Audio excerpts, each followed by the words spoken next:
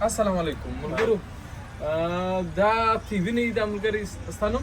مانوم سنتوق سنگ دا د انډیا نه دی دا بلکې زموږ دی د افغانستان د کندهار ښار دی نو نور پوښتنې به د دوی څه وکړو لږ دې خوا ته جلا اوس دې خوا چې دغه کسټمران به ونیسو سره دغه نو اول خپل نوم راوښو او د کومې علاقې او د څه وخت سره راغلی زه اصلي د افغانستان یم د افغانستان د کندهار ولایت یم او تقریبا 10 کاله مې کېږي چې راغلی یم د دې لندن ده دلته لندن نو پښتو دې بالکل نه معلومېږي هغه رقم کلیر صفا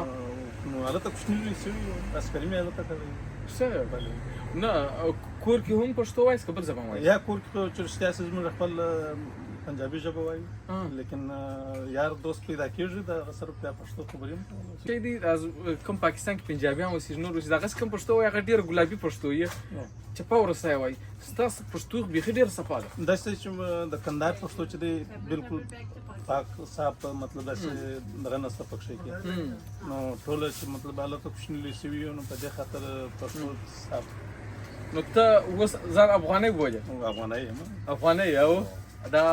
د افغانستان دی د کندهار ښار په کوم علاقه کې اوسېدلی کندهار کې کندهار کې کابل بازار کابل بازار نو اوس د خپل بچیانو سره ګرد راوښتي یاست که اوس هم یې شته نه هلته اوس څوک نشته بس یو